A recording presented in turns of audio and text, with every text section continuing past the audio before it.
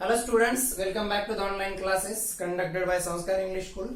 So in last lecture we have discussed about the work and energy. हमारा जो work और energy chapter था वो theoretically हमने complete किया है, ठीक है.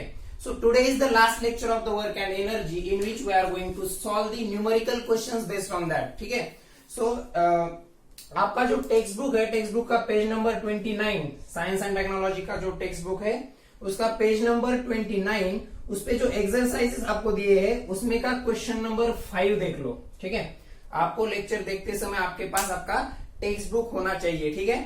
सो क्वेश्चन नंबर 5 में एक्सरसाइज में जो क्वेश्चन नंबर 5 दिया है उस क्वेश्चन नंबर 5 में पेज नंबर 29 पे कुछ एग्जांपल्स दिए हैं that are based on the formulas of the work and energy. So in today's lecture we will solve some of the examples from this, ठीक है. सो उसमें का फर्स्ट एग्जांपल हम पहले सॉल्व करेंगे. Let's understand the question first of all, ठीक है. सबसे पहला काम होता है न्यूमेरिकल क्वेश्चन सॉल्व करते समय आपको क्वेश्चन अच्छे से समझना चाहिए, ठीक है. Once you understand the question then write down the given data, then remember the formula that is required for the given data, ठीक है. And after that we can solve it, ठीक है. So let me read the question. An electric pump has a 2 kilowatt power, ठीक है. Last lecture में ही हमने power के बारे में पढ़ा था. हमारे पास एक इलेक्ट्रिक पंप है और उस इलेक्ट्रिक पंप की पावर है 2 किलोवाट, ओके.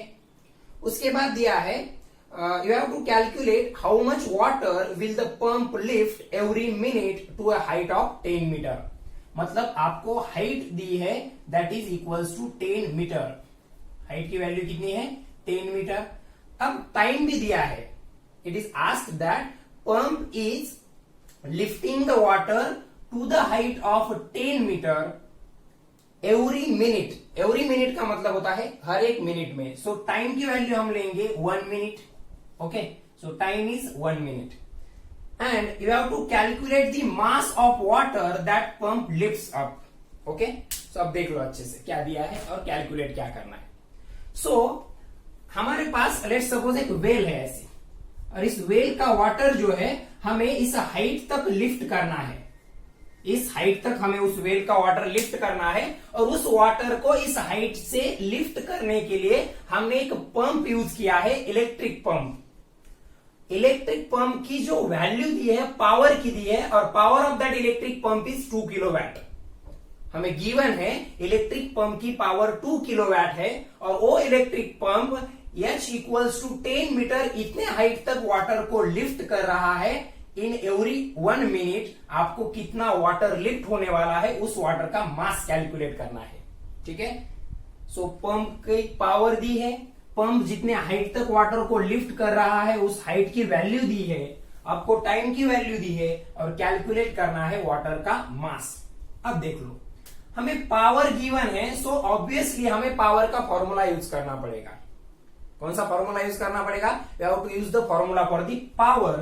सो पावर का फॉर्मूला हमें पता है, वो होता है एनर्जी अपॉन टाइम. पावर का फॉर्मूला हमें पता है, वो होता है एनर्जी अपॉन टाइम. अब एनर्जी इक्वल्स टू आएगा, जो टाइम है पावर के साथ क्या होगा, इसका क्रॉस मल्टीप्लीकेशन होगा. So power equals to energy upon time होता है, यानी कि energy equals to power multiplication by time. अब एक बात यहां से अच्छे से देख लो, आपको पावर किलोवाट में दी है, आपको जो पावर दी है वो किलोवाट में दी है. हमें जो एसआई सिस्टम में स्टैंडर्ड यूनिट पावर का चाहिए वो वैट होता है. So convert that first of all. So 2 kilowatt यानी कि 2000 वैट पावर है. कितनी पावर है? 2000. टाइम का भी स्टैंडर्ड यूनिट मिनट नहीं होता है, वो सेकंड्स होता है. सो उसे भी क्या करेंगे, सेकंड्स में कन्वर्ट करेंगे. सो 1 मिनट का मतलब होता है 60 सेकंड्स. 1 मिनट का मतलब होता है 60 seconds. Okay, so this is the time. Height already metre में दी है, ठीक है. देख लो हमें स्टैंडर्ड यूनिट जो यूज करने हैं एसआई सिस्टम में, ठीक है. सो एसआई सिस्टम में पावर की वैल्यू हमें वैट में चाहिए, टाइम की सेकंड में चाहिए और हाइट की मीटर में. हाइट ऑलरेडी मीटर में गिवन है लेकिन पावर किलोवाट में दिया था तो हमने उसे वैट में कन्वर्ट किया बाय मल्टीप्लाइंग द 1000, ठीक है. सो पावर का फॉर्मूला लिखा, उसे एनर्जी के स्टैंडर्ड फॉर्म में कन्वर्ट किया. So energy will be equals to power into time. So now put the values, you will get the answer. अब देख लो आप वाटर को वेल से सर्टन हाइट तक लिफ्ट कर रहे हो, आपको एनर्जी चाहिए ना। सो वाटर को आप सर्टन हाइट पे लिफ्ट कर रहे हो, यानी कि आप उसकी कौन सी एनर्जी बढ़ा रहे हो। हमने एनर्जी के टाइप्स पढ़े थे, काइनेटिक एनर्जी और पोटेंशियल एनर्जी। अगर मैं किसी ऑब्जेक्ट को सर्टन हाइट पे रेज करता हूं, इसका मतलब हम उसकी पोटेंशियल एनर्जी बढ़ा रहे हैं, ठीक है। We are increasing the potential energy, it means that it is required to use the formula for potential energy in order to calculate the mass. अब देख लो अच्छे से, एनर्जी का हमारे पास जो फॉर्मूला आया है गिवन डेटा से, वो आया है पावर इंटू टाइम। लेकिन वाटर को हम सर्टन हाइट पे लिफ्ट कर रहे हैं, आपको एनर्जी की वैल्यू कैलकुलेट करनी है, पावर इंटू टाइम से आप कैलकुलेट करोगे। लेकिन सिर्फ एनर्जी या काफी नहीं है, हमें मास की वैल्यू भी कैलकुलेट करनी है। तो इसके लिए आपको एनर्जी का टाइप भी आइडेंटिफाई करना नेसेसरी है। सो वाटर को आप सर्टन हाइट पे लिफ्ट कर रहे हो, यानी कि आपको कंसेप्ट यूज करना पड़ेगा पोटेंशियल एनर्जी का। Okay, so let's solve this. अब देख लो एनर्जी कौन सी है, पोटेंशियल एनर्जी। सो एनर्जी के जगह पे मैं पोटेंशियल एनर्जी का फॉर्मूला पुट करूंगा। So it is m into g into h, it is equals to P into t. Okay, देख लो एनर्जी इक्वल्स टू हमारा था power into time. So energy की जगह पे मैंने पोटेंशियल एनर्जी का फॉर्मूला पुट किया, m into g into h, power into time as it is. अब हमें सिर्फ एक ही अननोन यहां पे बचा है, दैट इज द मास। अब जी की वैल्यू गिवन नहीं है, जी की वैल्यू गिवन नहीं है, लेकिन g is the gravitational acceleration, g is the gravitational acceleration. अगर उसकी वैल्यू नहीं देंगे तो आप खुद से ले सकते हो उसकी value 10 metre per second square. Okay, so यम मुझे पता नहीं है, कैलकुलेट करना है। जी की वैल्यू ऐसा सिस्टम में अर्थ के सरफेस पे 10 होती है, एच की वैल्यू हमें 10 दी है, इट इज इक्वल्स टू, अब देख लो पावर की वैल्यू हमें दी है 2000 और इनटू में टाइम की वैल्यू हमें दी है 60 seconds. Okay, so m equals to, अब ये जो 10 इंटू 10 है उधर जाके डिवाइड होने वाला है। सो 2000 multiplied by 60 divided by this 10 into 10। Okay, अब ये 0 इसके साथ और ये 0 इसके साथ कैंसिल हो जाएगा। सो आंसर क्या आएगा देख लो, यम इक्वल्स टू 6 2 12 0 0 इतना केजी मास को पंप क्या करेगा, लिफ्ट करेगा। आपके बुक में जो आंसर दिया है वो 1224 दिया है, हमारा 1220 आया है। अब ये वेरिएशन क्यों आया देख लो, जी की जो वैल्यू होती है वो 9.8 होती है। क्या होती है, 9.8। शायद बुक में वो सॉल्व करते समय उन्होंने 9.8 को यूज किया है, इसीलिए उनका आंसर 1224 ऐसा तो कुछ आया है। लेकिन देख लो, जब जी की वैल्यू क्वेश्चन में गिवन नहीं होती है, जब स्मॉल जी की वैल्यू क्वेश्चन में गिवन नहीं दी होती है, तब आप 10 भी ले सकते हो। और जब आपका आंसर 10 लेकर ये आया है तो ये इनकरेक्ट नहीं होता है, it is the correct answer, ठीक है। Because in question it is not mentioned that you have to take the value of g as 9.8 or 10, so you can use the value of g as a 10. okay, so this is the solution. अब इसमें आपको क्या करना है, सिर्फ visualisation आपको होना चाहिए। विजुअलाइजेशन क्या होना चाहिए कि एक पंप है, एक वेल से सर्टन हाइट पे वाटर को लिफ्ट कर रहा है और उस पंप की आपको पावर दी है, उस पंप की, वो पंप कितनी हाइट तक वाटर को लिफ्ट कर रहा है वो हाइट दी है, टाइम दिया है। अब उस पंप ने 1 मिनट में जितना वाटर लिफ्ट किया है उस वाटर का मास आपको कैलकुलेट करना था। सो फर्स्ट ऑफ ऑल मेरे माइंड में क्या आया, मुझे पावर और टाइम की वैल्यू दी थी तो मुझे याद आ गया कि मैं एनर्जी की वैल्यू अच्छे से कैलकुलेट कर सकता हूं। एनर्जी का फॉर्मूला होता है पावर इंटू टाइम, उसमें मैंने रख दी वैल्यूज पावर और टाइम की। लेकिन पोटेंशियल एनर्जी का फॉर्मूला हमें यूज करना पड़ेगा क्योंकि हम वाटर को सर्टन हाइट पे लेके जा रहे हैं। सो एनर्जी की जगह पे मैंने mgh को पुट किया, power into time as it is रखा और वैल्यूज पुट करके उस फॉर्मूला में वैल्यूज पुट करके सिर्फ मैथमेटिकल कैलकुलेशंस किए हैं, हमें आंसर मिला 1200 किलोग्राम। सो इतना वाटर वो जो पंप है 2 किलोवाट का एवरी मिनट 10 मीटर की हाइट तक लिफ्ट करेगा, इसका आंसर हो गया। Okay, so first question is completed. अच्छे से इसे नोट डाउन करना है आपको नोटबुक में, वीडियो को पॉज करके आप आपके नोटबुक में इसे अच्छे से नोट डाउन कर सकते हैं, ठीक है। Now let's solve the second question.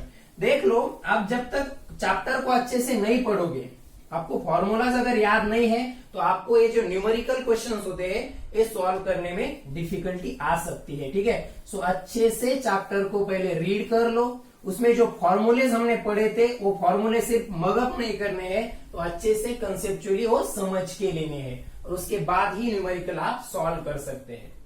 Okay, so second question given over here is the if an electric iron, एक इलेक्ट्रिक आयर्न आपको दिया है और इस इलेक्ट्रिक आयर्न का आपको पावर दिया है दैट इज 1200 वैट।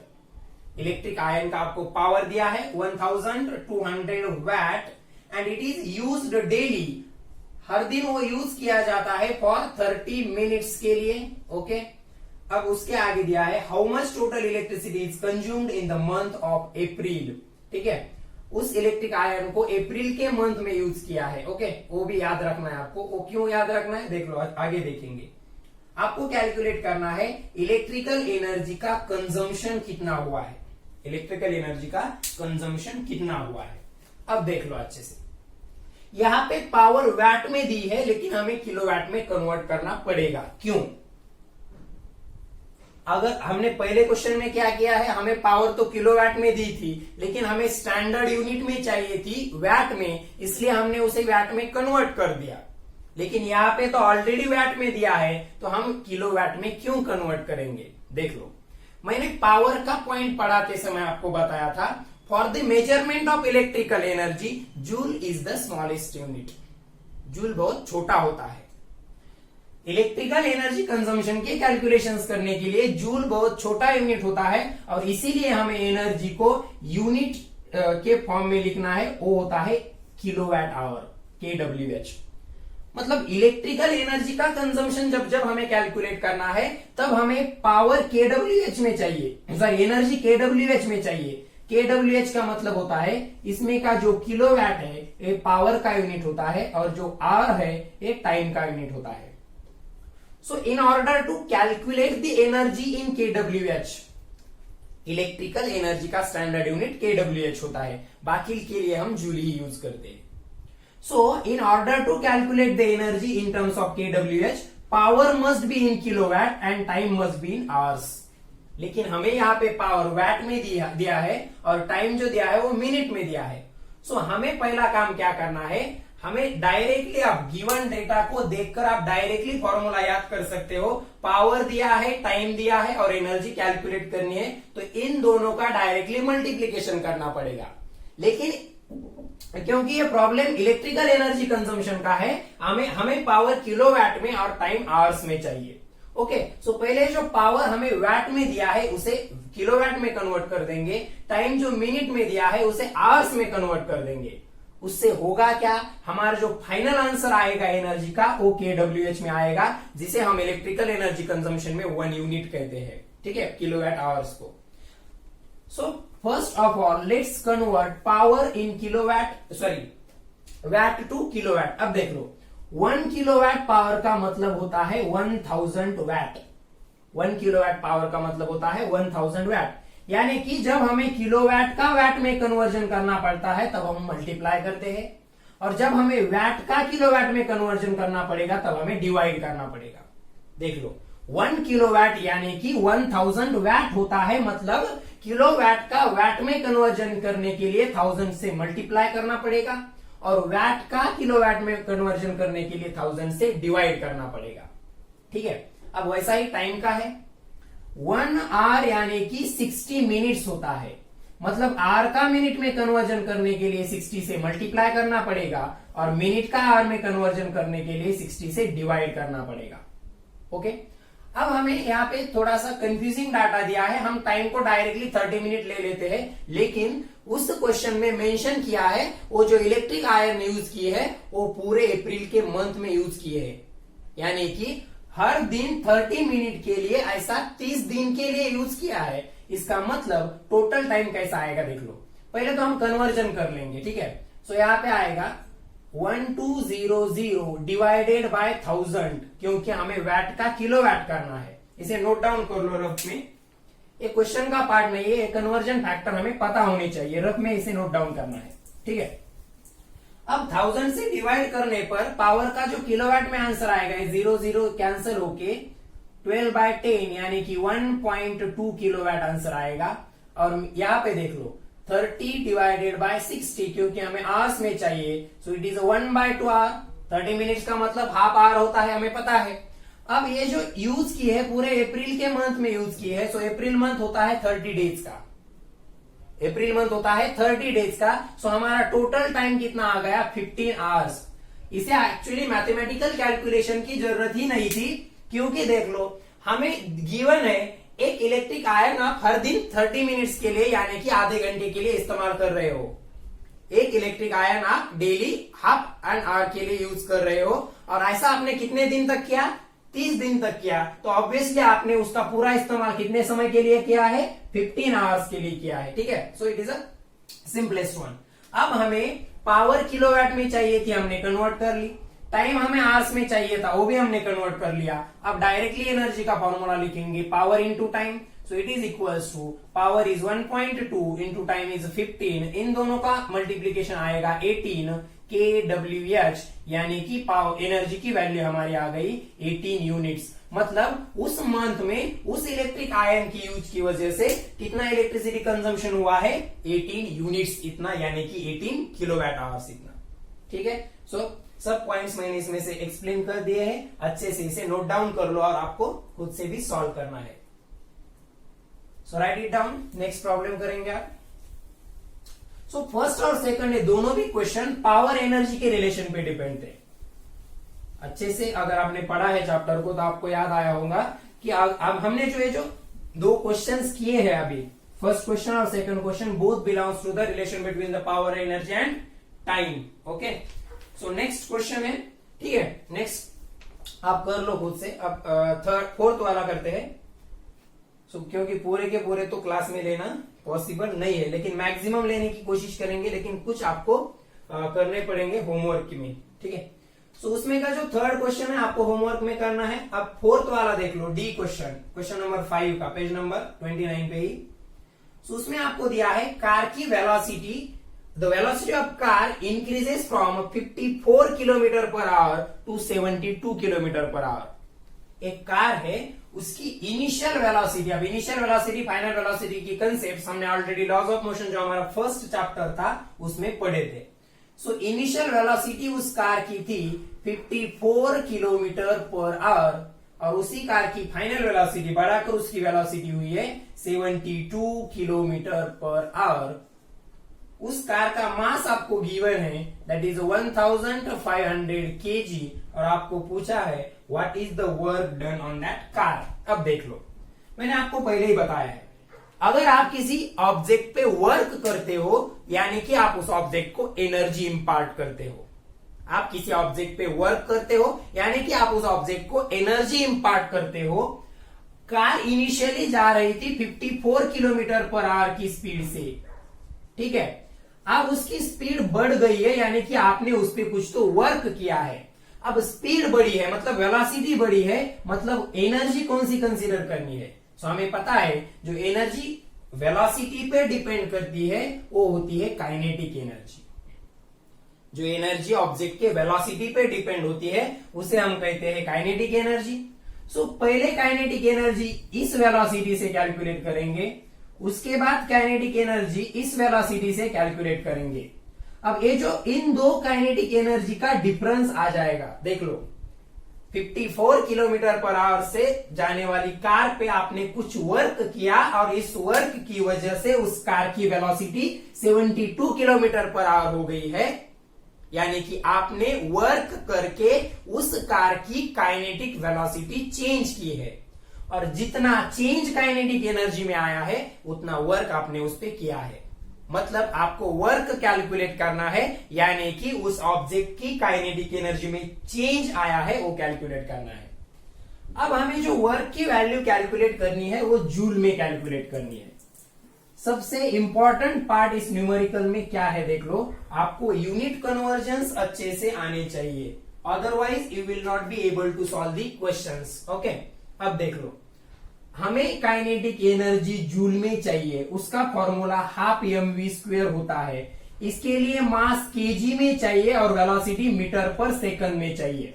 अगर आपको काइनेटिक एनर्जी कैलकुलेट करनी है by using the formula half mv square और उसका आंसर आपको स्टैंडर्ड यूनिट यानी कि जूल में चाहिए, इसके लिए आपको मास केजी में चाहिए और वेलोसिटी मीटर पर सेकंड में। लेकिन मास तो ठीक है, यहाँ पे किलोग्राम में ऑलरेडी गिवन है, सो इसे कन्वर्ट करने की कोई आवश्यकता नहीं है। लेकिन वेलोसिटीज जो हमारे पास है वो वेलोसिटीज किलोमीटर पर आवर्स में दिए है और हमें तो वेलोसिटी का स्टैंडर्ड यूनिट पता है, मीटर पर सेकंड होता है। तो सबसे पहला काम क्या करना पड़ेगा, इस वेलोसिटी को किलोमीटर पर आवर से मीटर पर सेकंड में कन्वर्ट करना है। ठीक है, so first of all let's convert the values of velocities in the standard form. Okay, so उसके लिए मैं आपको एक कन्वर्जन फैक्टर लिख के देता हूं, यहाँ पे आपको वो याद करना है। जब आपको कभी भी वेलोसिटी किलोमीटर पर आवर में देंगे, ठीक है, क्वेश्चन में जब आपको वेलोसिटीज किलोमीटर पर आवर्स में गिवन होंगी, तब क्या करना है, उस किलोमीटर पर आवर की वेलोसिटी को मीटर पर सेकंड में कन्वर्ट करने के लिए आपको 5/18 से मल्टीप्लाई करना पड़ेगा। क्या करना पड़ेगा, 5/18 से मल्टीप्लाई, यानी कि गिवन वैल्यू जो होगी आपके पास उसको 5 से मल्टीप्लाई करेंगे और 18 से डिवाइड करेंगे। अब ठीक है, अब ऐसा क्यों करना है ये भी बता देता हूं। देख लो, किलोमीटर पर आवर हमारे पास है और हमें मीटर पर सेकंड में कन्वर्ट करना है। सो इसके लिए हमें किलोमीटर को मीटर में और आवर्स को सेकंड में कन्वर्ट करना पड़ेगा। सो किलोमीटर का मीटर में होता है 1000 मीटर और आर का सेकंड में होता है 3600 सेकंड। 0000 कैंसिल होने के बाद 2 5 10, 1 and 8 मतलब क्या आ गया, 5/18। देख लो, सो कन्वर्जन कैसे किया है, 5/18 क्यों आता है, क्योंकि किलोमीटर का मीटर में करने के लिए 1000 से मल्टीप्लाई करना पड़ता है और आवर्स का सेकंड में करने के लिए 3600 से। इन दोनों का डिवीजन करने के बाद आंसर आता है 5/18। सो हमारे पास एक कन्वर्जन फैक्टर आ गया, किलोमीटर पर आवर को मीटर पर सेकंड में करने के लिए 5/18 से मल्टीप्लाई करना पड़ेगा। अगर इसका इनवर्स करना है तो आपको 18/5 से मल्टीप्लाई करना पड़ेगा। इसे अच्छे से नोट कर लो, ठीक है, कहीं भी।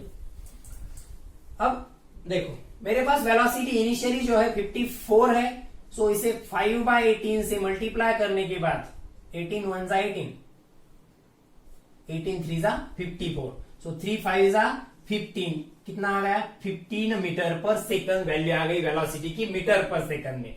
54 किलोमीटर पर आवर का ही मतलब होता है 15 मीटर पर सेकंड। अब इसको कन्वर्ट कर दो, 72 into 5/18, so it is equals to 18 1 जा 18, 18 4 जा 72, 5 4 जा 20, so it is a 20 metre per seconds. अब वैल्यूज हमारे स्टैंडर्ड यूनिट में है, मास केजी में है, इनिशियल वेलोसिटीज और फाइनल वेलोसिटीज भी मीटर पर सेकंड में है। So work done is equals to change in kinetic energy. इस फॉर्मूले से हम इसे सॉल्व करेंगे। So W equals to change in kinetic energy. अब देख लो, चेंज मतलब final minus initial. So final kinetic energy 1/2m into final velocity का square minus initial kinetic energy 1/2m initial velocity का स्क्वायर। काइनेटिक एनर्जी क्या होती है, half into mass into velocity का square. Final kinetic energy calculate करने के लिए half multiplied by mass into final velocity का स्क्वायर आएगा। माइनस क्यों किया, क्योंकि हमें चेंज निकालना है और half into m into initial velocity का स्क्वायर आ गया। अब इसमें कॉमन क्या है, 1/2 और m दोनों में भी कॉमन है, सो इसे ब्रैकेट के बाहर लेंगे। सो ब्रैकेट के अंदर बचेगा v square minus u square. ठीक है, so this is the final formula. अब इसमें वैल्यूज पुट करो और कैलकुलेशंस कर लो। So it is equals to, work will be equals to 1/2, m की वैल्यू कितनी गिवन है 1500 इंटू v कितना है हमारा 20, सो 20 का स्क्वायर माइनस 15 का square. So it is equals to 1/2 multiplied by 1500, मतलब क्या करना है 1500 को 2 से डिवाइड करना है। सो आंसर आएगा 750 इंटू ब्रैकेट में 20 का स्क्वायर आएगा 400, 15 का square 225, so it is equals to 750 multiplied by 400 minus 225 कितना आता है, इट इज 175। कैलकुलेशन अच्छे से कर लो, ठीक है, मैथमेटिक्स है सिर्फ। सो 400 माइनस 225, इसका आंसर आ गया 175। ओके, सो इन दोनों का मल्टीप्लीकेशन करने के बाद आपको आंसर मिलेगा 1312,250 इतनी जूल। ओके, फिर से मल्टीप्लीकेशन अच्छे से कर लो, 131250 इतना ही 131250 जूल काइनेटिक एनर्जी आ गई है। मतलब काइनेटिक एनर्जी का चेंज इतना आया है, यानी कि आपने उस ऑब्जेक्ट पे इतना वर्क किया है। ठीक है, और कैसे कैलकुलेट किया हमने? सिंपली एक ही फॉर्मूला है, वर्क डन ई will be equals to change in kinetic energy. Because इस कंडीशन में, इस एग्जांपल में ऑब्जेक्ट पे जो वर्क हुआ है, उस कार पे जो वर्क हुआ है, वो जो वर्क है वो काइनेटिक एनर्जी को चेंज करता है, इसीलिए फॉर्मूला ए यूज किया। और सबसे इंपॉर्टेंट पार्ट था, आपको वेलोसिटीज की वैल्यूज किलोमीटर पर आवर से मीटर पर सेकंड में कन्वर्ट करनी थी। ठीक है, so this is the complete solution to this question. ठीक है, सो आज के लिए हम लास्ट का क्वेश्चन लेने वाले हैं, इसे अच्छे से नोट डाउन कर लो और एक लास्ट क्वेश्चन लेंगे। मतलब पूरे एक्सरसाइज कंप्लीट होती है, आपको होमवर्क के लिए सिर्फ एक क्वेश्चन बचा है, क्वेश्चन नंबर 3, 5 में का थर्ड यानी कि सी क्वेश्चन बचा है, वो आपको होमवर्क में करना है। ठीक है, सो इसे अच्छे से नोट डाउन कर लो। आज के लेक्चर का यानी कि वर्क और एनर्जी के लास्ट लेक्चर का लास्ट क्वेश्चन हम आप लेंगे और इसे कंक्लूड करेंगे। ओके, और क्वेश्चन जो है सिंपल है। So what is given in that question? So it is given that Ravi applied a force of 10 newton. एक ऑब्जेक्ट पे रवि ने क्या किया है? फोर्स अप्लाई किया है। कितना फोर्स अप्लाई किया है? 10 न्यूटन। और उस फोर्स की वजह से, ऑब्जेक्ट मतलब वो बुक है, उस बुक पे रवि ने 10 न्यूटन का फोर्स अप्लाई किया और उस फोर्स की वजह से उस ऑब्जेक्ट का जो डिस्प्लेसमेंट हुआ है उसे हम एस से डिनोट करते हैं। सो वो हो गया है 30 सेंटीमीटर और दोनों की डायरेक्शन सेम है। दोनों की डायरेक्शन क्या है? सेम है, फोर्स और डिस्प्लेसमेंट की। सो हमारा सिंपलेस्ट फॉर्मूला जो था वर्क का, हमें कैलकुलेट करना है उस ऑब्जेक्ट पे रवि ने वर्क कितना किया है और आंसर आना चाहिए जूल में। आंसर आना चाहिए जूल में। अब देख लो, जब फोर्स ऐसा ऑब्जेक्ट रहता है और फोर्स और डिस्प्लेसमेंट दोनों की डायरेक्शन एक ही होती है, तब वर्क के लिए हम डायरेक्टली फोर्स इंटू डिस्प्लेसमेंट का फॉर्मूला यूज करते हैं। लेकिन वर्क जूल में होने के लिए फोर्स न्यूटन में और डिस्प्लेसमेंट मीटर में होना चाहिए। ठीक है, फर्स्ट तो एज इट इज है, फोर्स न्यूटन में दिया है, लेकिन डिस्प्लेसमेंट जो हमें मीटर में चाहिए यहाँ पे सेंटीमीटर में दिया है। तो फिर एक बार कन्वर्जन फैक्टर देख लो, 1 मीटर यानी कि होता है 100 सेंटीमीटर। मतलब मीटर का सेंटीमीटर में कन्वर्जन करने के लिए मल्टीप्लाई कर दो और रिवर्स करने के लिए यानी कि सेंटीमीटर का मीटर में करने के लिए 100 से डिवाइड कर दो। सो यहाँ पे 100 से डिवाइड करना पड़ेगा, यहाँ पे 100 से क्या करना पड़ेगा? डिवाइड करना पड़ेगा, क्योंकि हमें सेंटीमीटर में गिवन है, हमें मीटर में कन्वर्ट करना है। सो 30 डिवाइडेड बाय 100, 0 0 कैंसिल होने के बाद बचा 0.3 मीटर। अब डायरेक्टली वर्क का फॉर्मूला लिखेंगे, force into displacement. So work equals to, force की वैल्यू है 10, डिस्प्लेसमेंट की 0.3, सिर्फ उसे सेंटीमीटर से मीटर में लाना था। और W इक्वल्स टू आ गया इन दोनों का मल्टीप्लीकेशन, 3 जूल। कितना आ गया? 3 joule. So this is the answer to this final question. Okay, so हमने मैक्सिमम क्वेश्चंस एक्सरसाइज में जो दिए हैं सॉल्व किए हैं, सिर्फ एक बचा है, वो आपको होमवर्क में करना है। ठीक है, सो आज का जो लेक्चर था वो वर्क और एनर्जी का लास्ट लेक्चर था। वर्क और एनर्जी को ऑलरेडी हमने थ्योरेटिकली कंप्लीट किया था, उसके जो न्यूमेरिकल एग्जांपल्स बचे थे वो भी हमने आज के लेक्चर में कंप्लीट किए हैं। सो कल इस चैप्टर पे 20 मार्क्स का टेस्ट होगा और उसके बाद हम नेक्स्ट चैप्टर को स्टार्ट करेंगे। ठीक है, सो आज का लेक्चर हम यहीं पे कंक्लूड करते हैं। अच्छे से पढ़ाई करो, आपके कल के एग्जाम के लिए all the best. Have a nice day and thank you.